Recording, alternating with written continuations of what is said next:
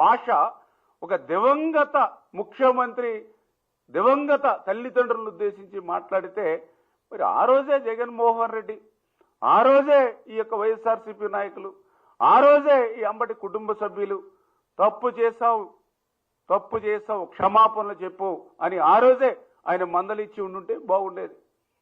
ఎందుకంటే మీ అందరికీ తెలుసు, గతంలో ఒక 6 నెలల క్రితమో 8 నెలల క్రితమో తెలుగుదేశం పార్టీ సానుభూతి పరుడు ఒక్కడు మరి ఆ రోజు జగన్మోహన్ రెడ్డి సతీమణి గురించి మాట్లాడితే ఇమ్మీడియట్లీ ఆయన మీద కేసు పెట్టి జైలుకి పంపించారు. తెలుగుదేశం పార్టీ సానుభూతి పరుడు మరి ఏదైతే సోషల్ మీడియా యాక్టివిస్ట్ అని కూడా మరి చూడకుండా ఆ రోజు చంద్రబాబు నాయుడు గారు జైలుకి పంపించారు.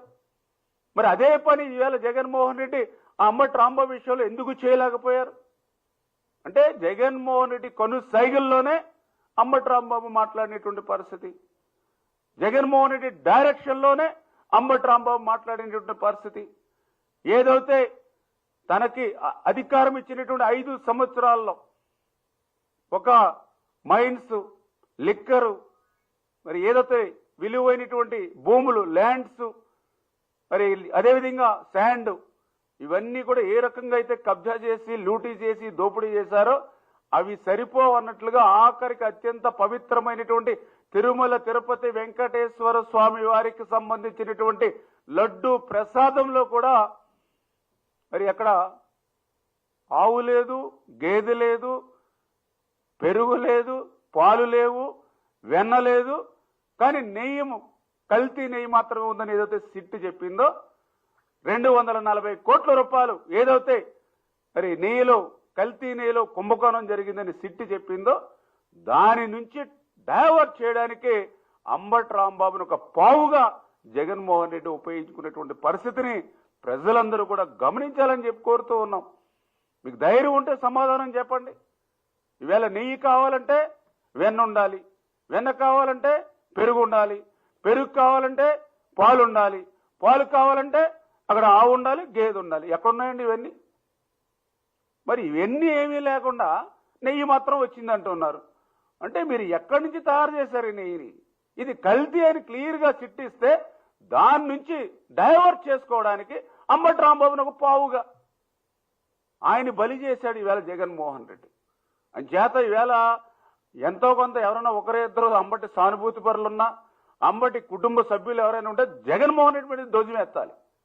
అంతే తప్ప పాపం ఇటువంటి వాళ్ళని అమాయకులుగా చిత్రీకరించి ఈ రకంగా మరి కక్షలు పంపించేటువంటి విధంగా, వర్గాల మధ్య కులాల మధ్య వైషమ్యాలు సృష్టించేటువంటి విధంగా మరి ఈరోజు వైఎస్ఆర్సీపీ పార్టీ పనిచేస్తున్న విషయాన్ని కూడా సందర్భంగా ఆ రోజు కూడా జగన్మోహన్ రెడ్డి వారించాల అసెంబ్లీలో.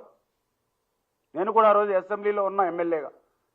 ఆ రోజు కూడా మరి చంద్రబాబు నాయుడు గారు ఆయన కుటుంబాన్ని ఉద్దేశించి, బోనమ్మ గారిని ఉద్దేశించి కూడా ఆ రోజు అసెంబ్లీలో ఈ అంబటి రాంబాబు గారు నాకు ఉన్నటువంటి నాయకులు కానీ ఏ రకంగా మాట్లాడారో మేము కూడా చూసాం సాక్షాత్ అసెంబ్లీలో. ఆ రోజు కూడా జగన్మోహన్ రెడ్డి ముఖ్యమంత్రి స్థాయిలో ఉండి కనీసం ఇది తప్పు, ఇట్లా ఉండకూడదని మాట కనీసం ఆయన ఊటంట మాట రాల. ఈ రోజు కూడా సంఘటన జరిగింది, జరిగిన వెంటనే ఆయన తప్పు చేశాం క్షమాపణలు అని చెప్పుకుంటే జగన్మోహన్ రెడ్డి అంబటి రాంబాబు మీద చర్యలు తీసుకుని ఉంటే అసలు ఇటువంటి పరిస్థితులకి తావులేనిటువంటి పరిస్థితి. అంటే వాళ్లే ఇష్యూని క్రియేట్ చేస్తారు, వాళ్లే ఇష్యూని మరి ఏదైతే కక్షలు కేసులు పెంచి వైషమ్యాలు సృష్టించేటువంటి పరిస్థితి. అంటే ఈ రకంగా ఆంధ్రప్రదేశ్ రాష్ట్రంలో గత 18-20 నెలల నుంచి ఒక అభివృద్ధి, ఒక సంక్షేమం ఇవాళ ఈ ప్రభుత్వం తీసుకెళ్తూ ఉంటే వాటి నుంచి దృష్టి మరల్చేటువంటి విధంగానే మరి వీరు చేసేటువంటి ప్రయత్నాల్ని ఇవాళ కూడా మాట్లాడుతున్నారు కొంతమంది. జోగి రమేష్ గారి గురించి, అంబటి గురించి. మరి జోగి రమేష్ గారు సరే మొన్న కూడా ఆయన జైలు నుంచి వచ్చిన తర్వాత కూడా ఏ రకంగా మాట్లాడారో సభ్య సమాజం చూశారు. లోకేష్ గారిని ఉద్దేశించి ఎంత దుర్మార్గంగా మాట్లాడితే మహిళలు ఇతను జైల్లో ఉన్నా కూడా ఇతను